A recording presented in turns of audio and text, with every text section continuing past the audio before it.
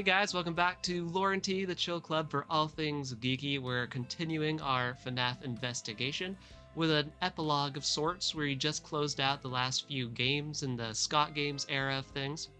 And before we move on into, the Steel Wool era, there is just sort of some last housekeeping things we have to do.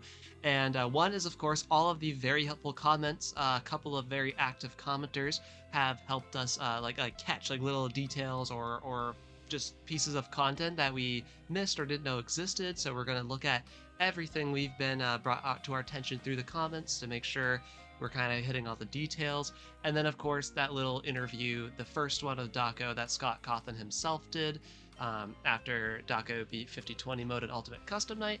We want to hit that to make sure we just, we're not going to watch the whole thing here because it's way too long. It's like an hour and a half. So I've just extracted some of the most lore relevant points of discussion. There wasn't anything too heavy from it. So all in all, this episode is going to be a pretty quick one, but like I said, it's kind of that epilogue, it's a segue that needs to happen. So if you've been keeping up with the series, just enjoy a pretty chill episode this time. Yeah, and Legendet, you have tea as per usual. What kind do you have this time? Today I got Earl Grey with honey and creamer. It's good. Oh yeah, you're a creamer user. I am not a creamer user in tea. I guess I'm not against it, but personally, that creamer's a coffee thing. What did you say? Earl Grey? What kind of tea is that? I don't know. Earl Grey. Shooting from the hip, baby. I too consume tea. I have no idea what it is. It's like classic one, but I don't know how to describe it.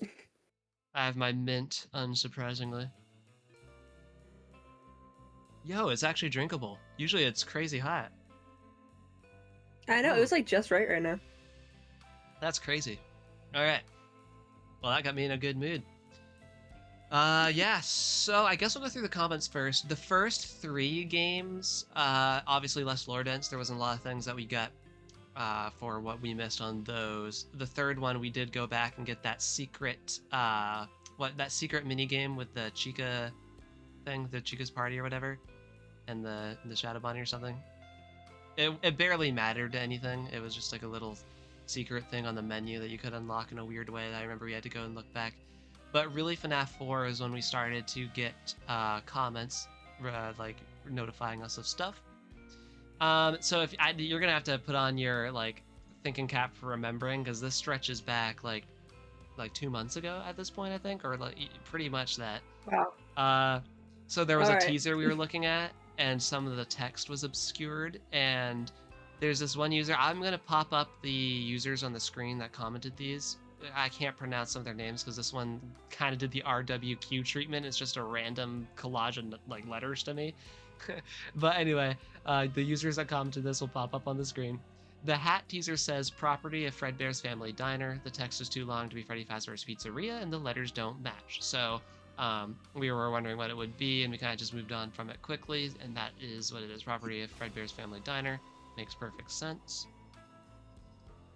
The different versions of characters are from the Halloween update, which oddly only Nightmare BB is said to be canon. We did kind of talk about that just later on in the video. There's a fourth. Oh, this one's actually one of the more important ones as well. So remember we talked about the 3 teasers in the ScottGames website that was going on during the GT live stream with MatPat.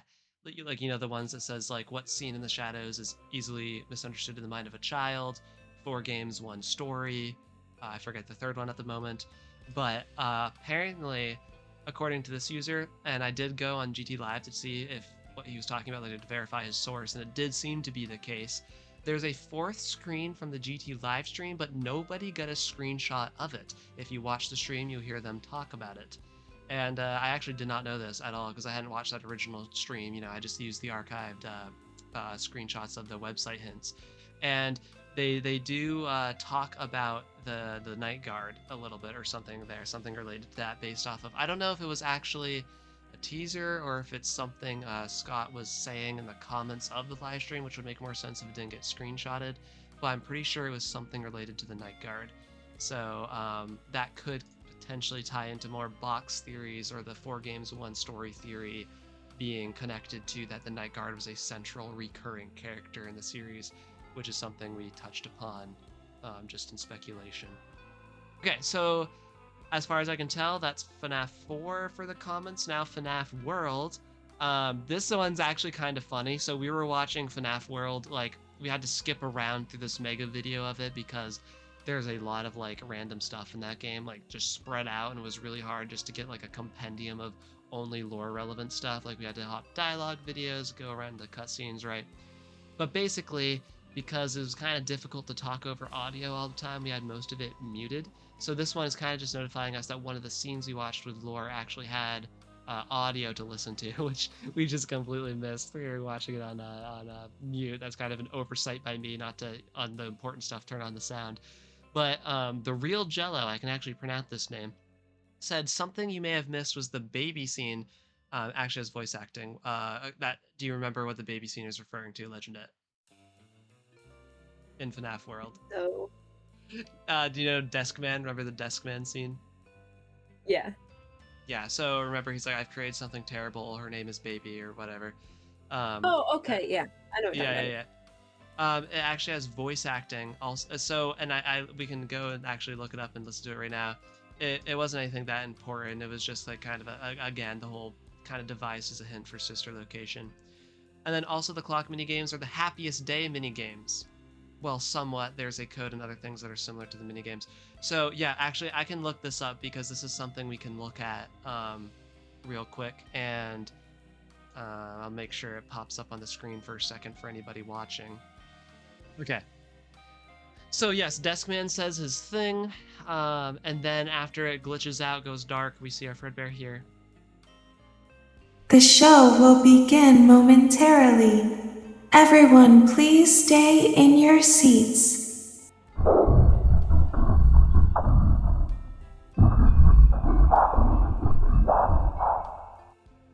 Then Deskman mysteriously dies, which we talked about in more detail in our FNAF World episode.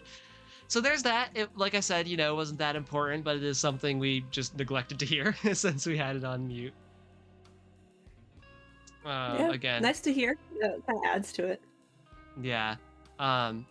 And obviously it's Circus Baby speaking, meaning like it's undoubtedly referring to Circus Baby in that moment, you know? Yeah. And then FNAF World minigames. So you know there's a lot of minigames, and a lot of them aren't particularly useful to the lore. There is a set in FNAF World that are relevant due to their connection to the FNAF 3 minigames from Happiest Days. So I'm gonna look up all the like main points of connection there. FNAF. Sorry. So the FNAF 3 minigames, right, is what we're gonna talk about next. What I totally forgot about is that there are the FNAF World, some sets of minigames in FNAF World heavily parallel the minigames we play in FNAF 3 that achieve the Happiest Day scene that you remember, right? Presenting the cake as the puppet to the Golden Freddy masked kid. Basically, the clock related to the clock, hidden clock minigames and stuff. They're kind of basically like designed to mirror the FNAF 3 minigames from what I can tell. And so a lot of people take this as connections to kind of like there's a lot of other reasons to theorize this anyway, but like we were kind of talking about how FNAF World could symbolize in some way trying to, you know, put the crying child's spirit back together or mentally back together, like, you know, triggering, influencing Happiest Day, or like trying to set it up through the clock quest in FNAF World. And that basically just reinforces that idea with the fact that the minigames we see related to FNAF 3 are basically paralleled in FNAF World. It strengthens that theory. That is very important, so I'm glad that we were notified of that because I feel like that actually is something very relevant. Back to the comments. There's a theory saying that the reason why Afton's suit looks so different is because after it got burned the first time, he replaced parts using the Golden Freddy suit, as the nose and foot are the same from that suit. This means that Golden Freddy is indeed in the fire. I heard about this a long time ago. I watched a video on it one time, and it's actually a super good theory. I completely forgot about it when we were filming that video. But yeah, this commenter's right. That theory is actually super good. So you know how Afton in Pizzeria Simulator, he looks way different than he did a Springtrap? Like, remember, he's all much more decrepit. Parts of his suit look like almost like completely different design. So apparently, and I believe it looking at it, the nose and foot, as this user says, are the same models as the ones on the Golden Freddy costume, which would mean Afton basically repaired his suit from parts of Golden Freddy, meaning that the parts of the Golden Freddy animatronic kind of ended up in the fire. It could potentially relate to why the Vengeful Spirit is so closely entwined with Afton, although I kind of speculate that could have happened before anyway. But yeah, so it just gives more of a solid end slash final outcome of the Golden Freddy suit as well, which I think is a very good thing, so I've always liked that theory. Completely forgot about it though. Oh yeah, and we were just kind of being blind here. You can see the puppet in Lefty's alley screen. I'm pretty sure we looked at that screen and we're like, oh, can you see the puppet? I don't know if we just didn't look close enough or what. I'm pretty sure we looked at the screen, but because I remember telling you I thought you could see him, and then we're like, can we? I don't know. But and looking closer, yeah, it is pretty obvious. You can see that the puppet's directly inside Lefty. So even though there's plenty of reasons to infer that it was anyway, it's just straight up shown in that loading screen where it's in the alleyway. But now moving on from Pizzeria Simulator into Ultimate Custom Night, we have actually, you know what? We can just cover some theories commenters have said as well. I think the second voice in the Nightmare Fredbear is meant to be the crying child, as there's multiple voices in that one. Yeah, I mean, I think that's very possible. I think the crying child is at least being roped into this by the Vengeful Spirit if it's someone else. Which I personally think the Vengeful Spirit is Cassidy. I'm a pretty traditional Cassidy believer. But yeah, I think the crying child being tangentially involved or within it. Dude, there's a kitty! There's a kitty! I just noticed the kitty. She wants my tea. Wait, she wants tea? I didn't know she liked tea. I don't know if she wants that or the string from the tea bag, but... Widget is one of our cats. She drinks coffee. Yeah, she loves coffee. We don't give her coffee, but if it's just around, yeah, we have to stop her. She tries to get the coffee. And then in relation, we were talking about the audio discs from one of the books. The audio discs try to overload your senses, leading to your perception changing as you can't process what's actually happening. Just, we kind of talked about that.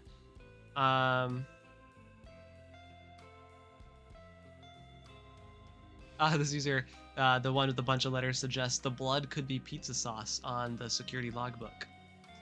Maybe. I guess it could be pizza sauce. I mean, I didn't really consider that. Yeah. I feel like it can't be. Yeah, I feel like the implication would be blood, given that it's a book tied to a horror franchise. Like, doesn't it just feel like the over-the-top, like, hey, look, isn't this creepy? But it could be pizza sauce.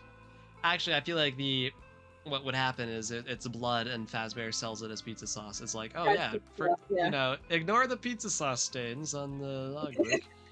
Exactly, that's what they'd say. Yeah.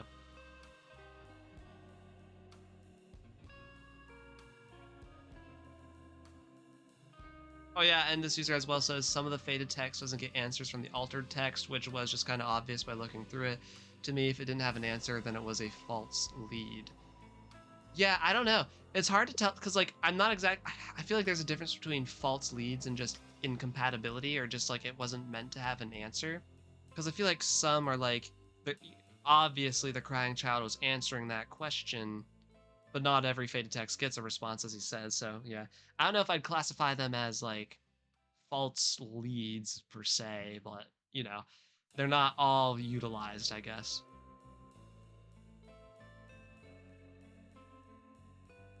Oh, and here's more clarification that hint other. Scott we talked about this with the loading screen. Scott gave a hint during the live stream when Matt Pat was talking about the random Easter eggs. That was, have you ever considered who the guard is in each of the games? That's pretty telling. In hindsight, this is an obvious attempt to get Foxy Bro equals Mike Schmidt and Mike Dreamer going. Yeah, I'd agree. Just straight up. I still think the box was probably implying that, to be honest with you. I've said, the items in the box, tying the protagonist in most of the games to it in some way, seemed pretty reasonable to me for a while, but yeah, apparently it's changed to oblivion now, so I am waiting for the day that Scott actually just shows up and is like, "Hey guys, I just decided that the box matters again, and I figured out what's in it. So by the way, like that would be Yeah, kind of funny. Like, it would be so that would be FNAF coded. awesome. It Yeah. would be. I hope he does that. Or wait, hear me out. Hear me out. He makes a new game, and like one of the major things, like the after credit scene, like zooms up on the box or something, and so it's implied that it's important, and he doesn't make any official statements about it. It's like, and everyone's just like, what? That would be dope. Some people say the box fulfillment thing happened in the FNAF 2, because remember Vanessa opens that box and takes the little trinkets out of it, and it, like, at least one of them was like a murder trophy from on Afton's part. So some people have said that's just kind of the end of the box's journey, and that was like, but that movie is so far removed. I don't like if they flat out said, "Ah, yes, the box that used to be like in the crying child's room," or the box, I would be like, I would still don't know if that's answering anything about the games, because that movie was so far removed. But anyways, Toy Chica is a smash. We're just gonna shout out that comment. That's great. And yeah, I feel like that's I think we're caught up there with the things pointed out that we missed. Very helpful things. Shout out to that commenter that's basically like a button smash there, because they definitely did the most commenting, specifically like the helpful, like look out for this comment.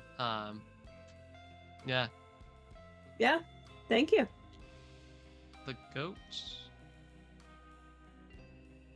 And now the other thing I wanted to do today is go over briefly, very, very briefly, the first interview Scott Cawthon had with Daco. Now, like I said, thing's over 90 minutes long. You know, most of it is not directly lore relevant, and that's what we care about. So we're not going to watch the whole thing on video. I have just extracted the timestamps that from what I can tell, are like the most things relevant to us from what we're discussing here, which is the the storyline oriented stuff. So we're just going to watch those brief segments, briefly talk about it. But yeah, this video will probably only be like a half hour long when all is done. It's just gonna be a short one today. Anyways, first timestamp.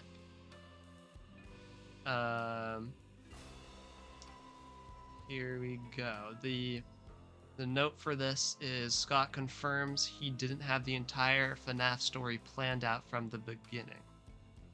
I definitely left a lot of things open-ended, in case I wanted to expand upon them later. I mean, obviously, like I did not have the entire story planned out, as I know there's much debate about that on the subreddit. Like, he's some kind of mad genius that had, 7 games planned out from the beginning. No, I didn't. But I definitely knew that the story I was telling in the first game was a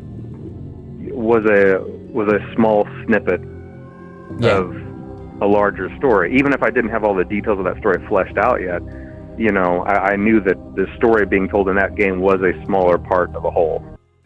Okay, so Legendet, I mean, is that surprising to you? I feel like it's just like I always just assumed that, Yeah, I mean, it's like, it'd be hard to have everything planned out at the beginning, I feel like. Especially if you didn't know how many, like, if you don't know if it's going to take off or not, like, you don't know how many you're going to come out with and how much you're going to expand on it. Right.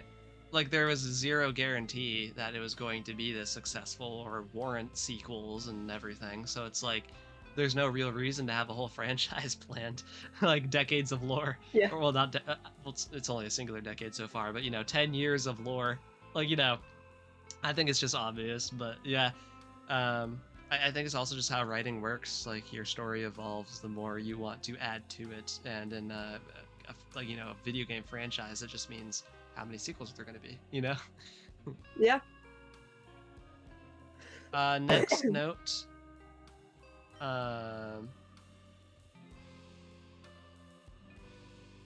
Oh yes, this one I wanted to make sure we got to the good versus bad ending in FNAF 3.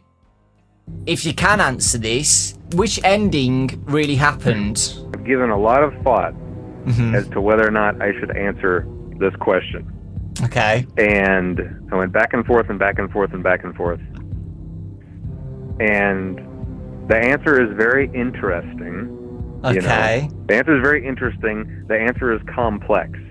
Okay. However, I'm not going to answer it because it's only going to cause strife. I mean, you see the kind of trouble that erupts, especially several years ago. The flame wars that would go on over Mangel's gender, something as simple as that. You know. yeah. You know, I mean, you know, people with torches and pitchforks. You know.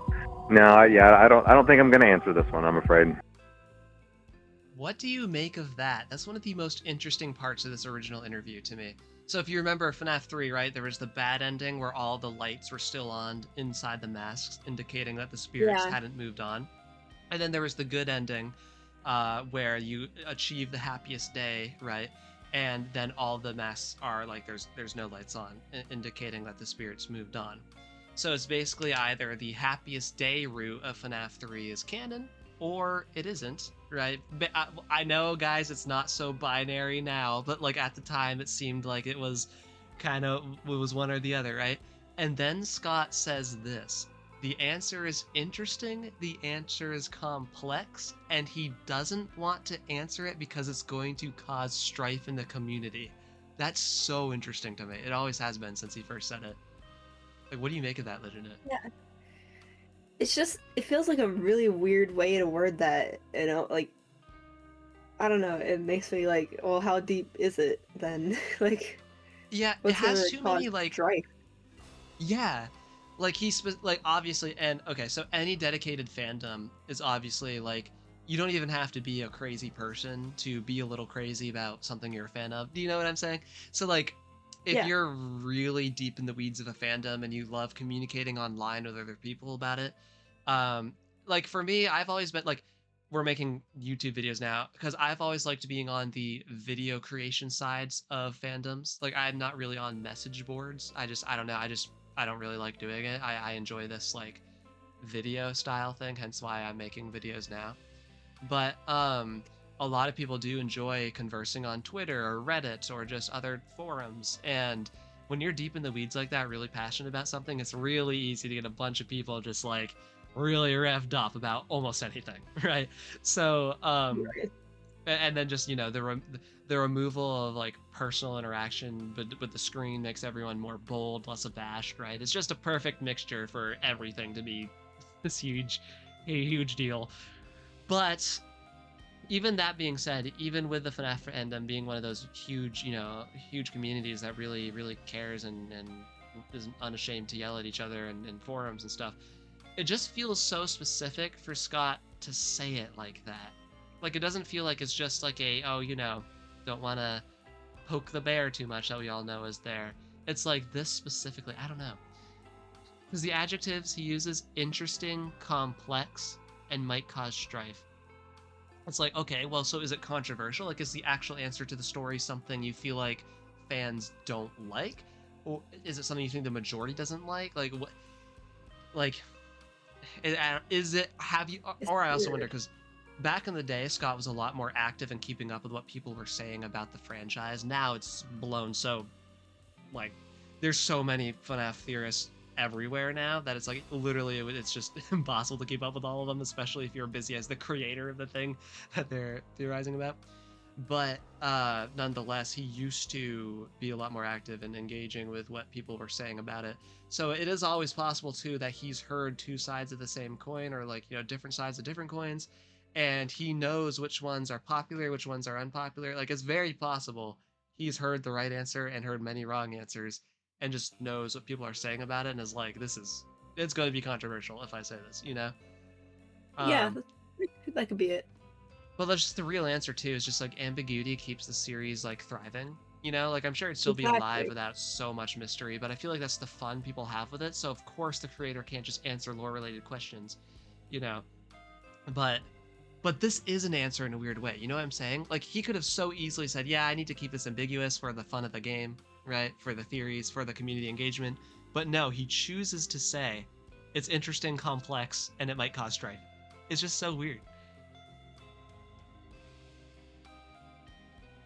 Do you have any like thoughts as to what that could mean lore related for the in-universe game? You know, like not meta, like in-universe, what that could implicate? I don't know, cause like, I don't know. You'd think if it was one of the obvious things, you might just like it wouldn't be that troublesome. Like if it was one of the obvious things that we've been talking about. Yeah.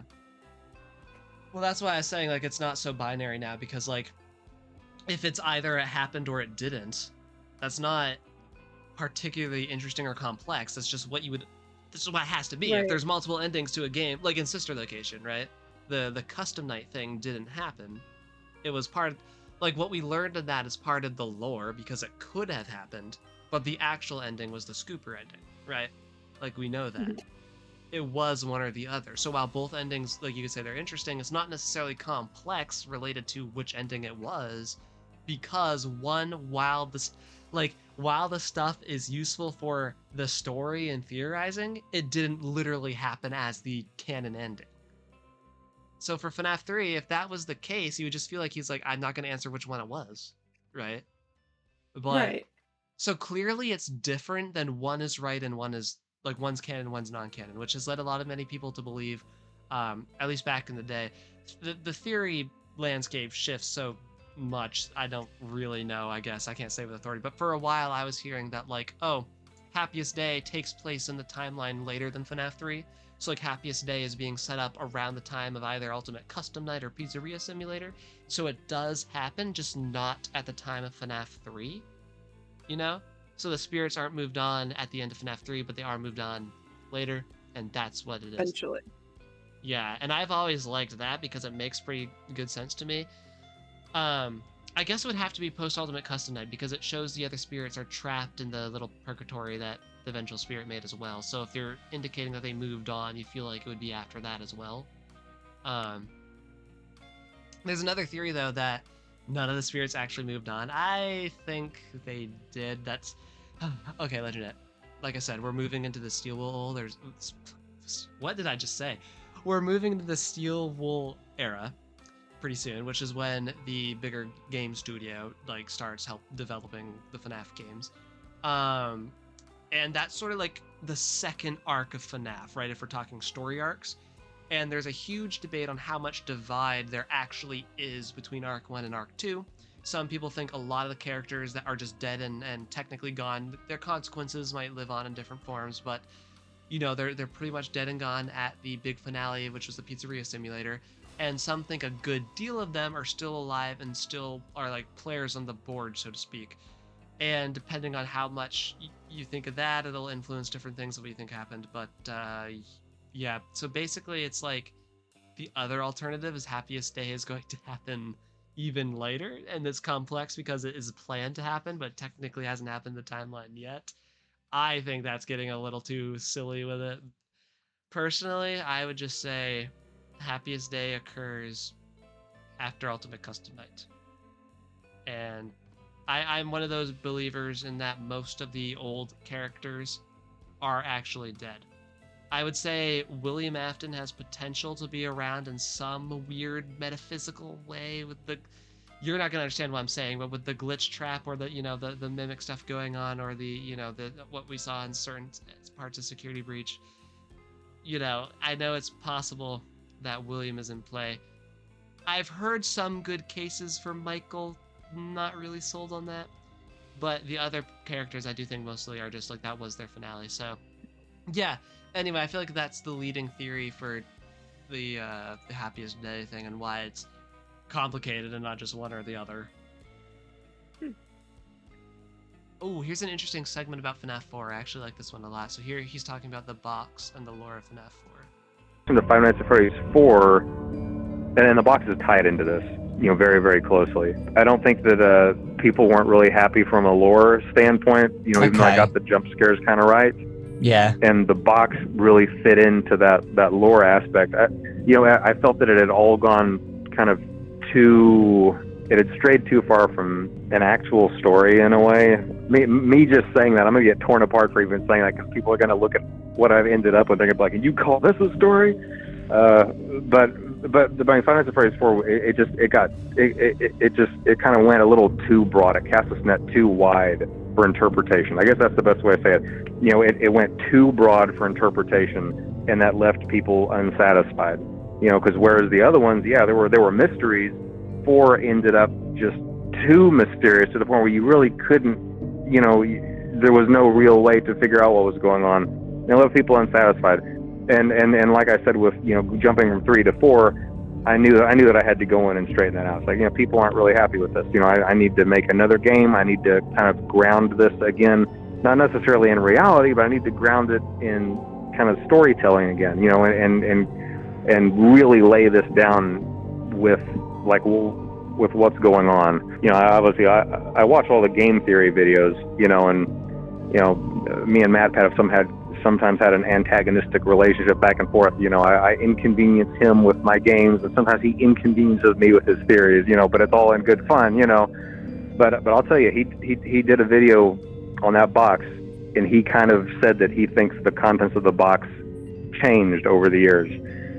You know, and I bet nobody gave that a whole lot of thought, but I saw that and I was like, he's absolutely right. He's absolutely right. The contents of that box have changed over the years because, you know, it's for that very reason. It's because, you know, of what I was intending the game to be when it happened, and then after the reaction of it, I was like, I need to craft this into something better for the people who see this as important, and that kind of indirectly does change the contents of the box, you know, because it changes the contents of everything that came before. Yeah, so I just thought that was an interesting observation on his part. So, yeah, so that was pretty interesting. The contents of the box have changed. Remember, at this point in time, the box was still relevant because it was not yet said that it kind of doesn't really, you know, necessarily pertain to the modern era FNAF. But what do you make of that? Well, I mean, some parts of his story obviously changed. Probably nothing that would mess up the other games, but stuff that could be interpreted differently now, you know? Yeah. The fact that he says it indirectly changes what happens in the box because it changes everything that came before really makes me think that sister location was like the turning point. Like, you know, like it really recontextualized a lot of what he was originally thinking, you know? Yeah, probably half of it didn't even like exist. Like, oh yeah. That sister location FNAF, stuff. Yeah, like that was so bizarre. Most of sister location. Like, I honestly, sister location is one of my favorite games due to the weirdness of the lore. But yeah. Anyway, what was I saying? Oh yeah, so the other part of that, like the other side of that, is he was saying that he really was like lost the plot with FNAF 4. Not that like he lost the plot, but like that you know, it was getting too metaphorical almost, you know? What were you saying? Oh, I said it was too open, like it could be interpreted so many ways that are not right. Yeah. Oh yeah, exactly what he's saying, right? Because FNAF 4, we were making fun of it then and since then, it's one of those games that no matter what comes out, what's in your mind is like, but what about FNAF 4? like what is even happening in that game? And I feel like Scott understood that. So clearly, Sister Location Onward was him, like he said, he wasn't grounding it in reality, but in storytelling, trying to make it more defined as to what even was the vision, right, of what was supposed to be going on. And like I said, I used the metaphorical word. I feel like a darn lot of what was happening in the earlier parts of FNAF was very, like, concept-based. Like, we're presenting you mini games that have almost no details and clearly aren't literally happening, but they're, like, reflections of what did.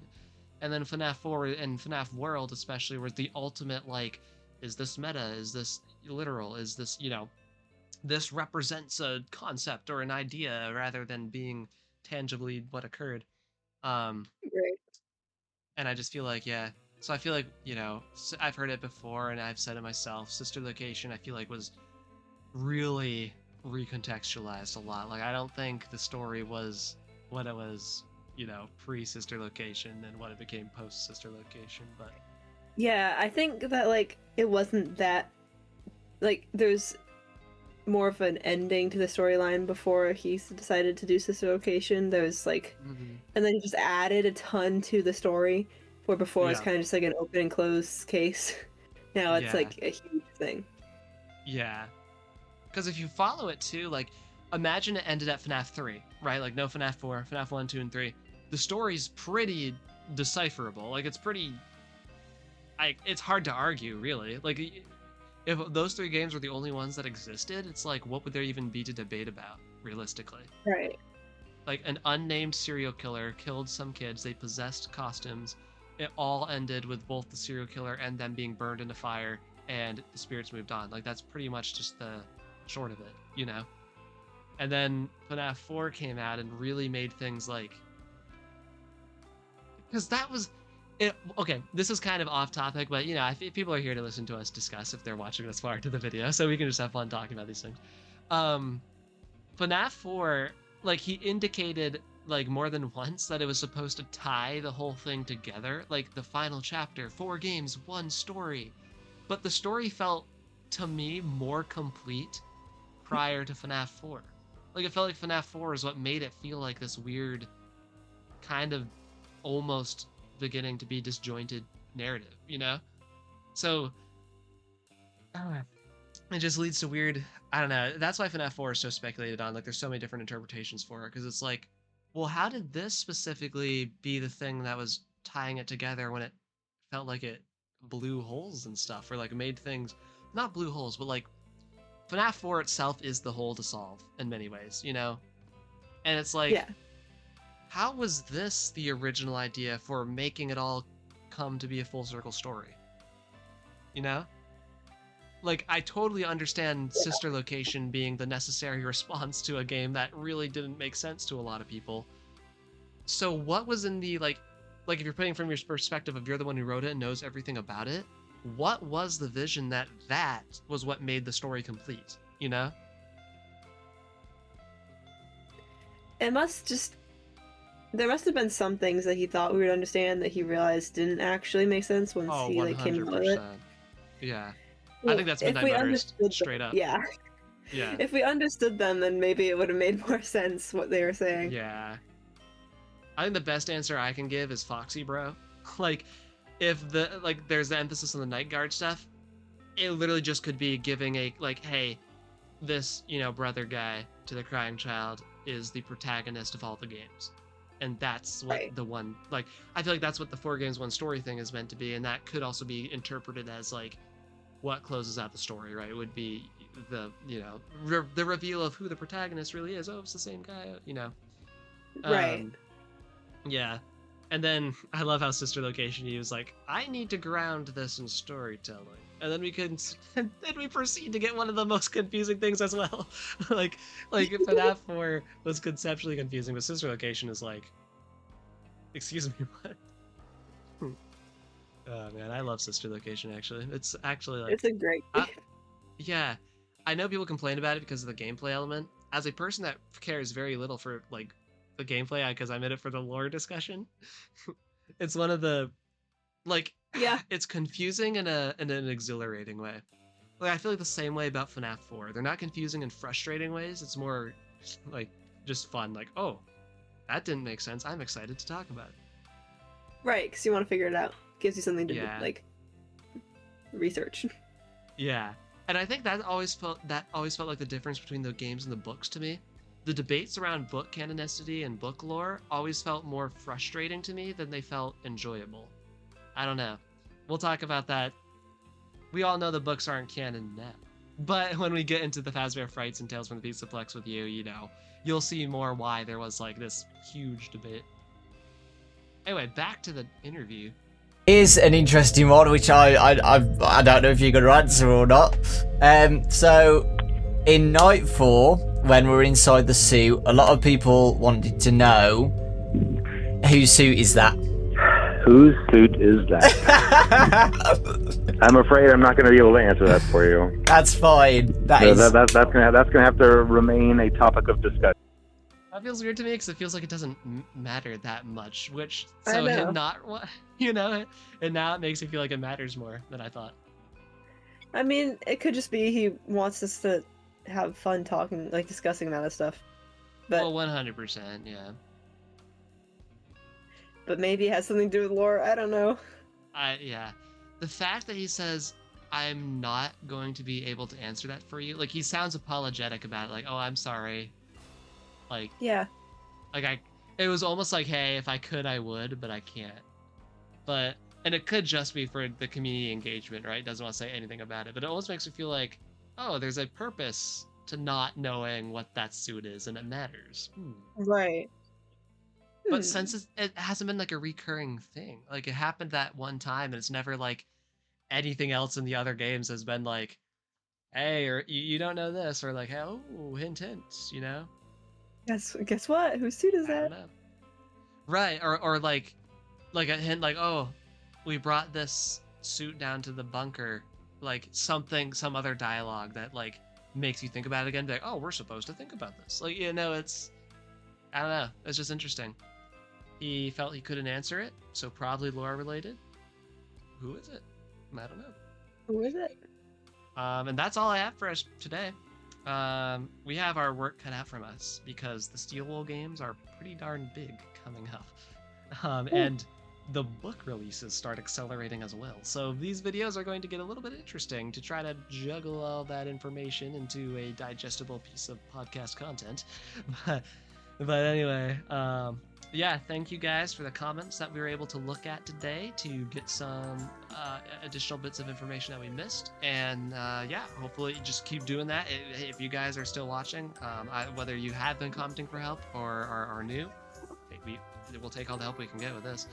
So keep doing that. We very much appreciate it. We'll do another like little check-in video like this to catch up with them, I'm sure, if we keep getting them. And yeah, we're transitioning into the Steel Wool era, and for all you guys who know what that means, and Legendet can only guess the absurdity she's in store for with some of that crap we're gonna have to talk about.